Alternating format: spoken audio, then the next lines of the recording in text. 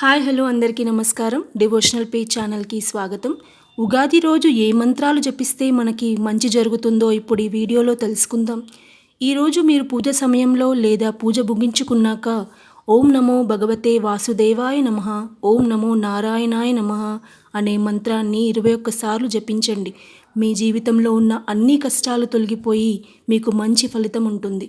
అలాగే ఆదిత్య హృదయం సూర్యాష్టకం చదువుకోండి. ఎందుకంటే సూర్యుడికి ఆదివారం రోజు ఎంతో ముఖ్యమైన రోజుగా మనం భావిస్తాం.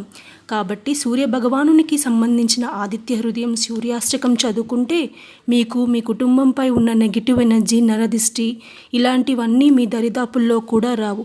అలాగే మీకు వీలైతే శ్రీమన్నారాయణ స్తోత్రాలు, విష్ణు సహస్రనామాలు కూడా చదువుకుంటే మీ కుటుంబానికి మంచి ఫలితాలు ఉంటాయి.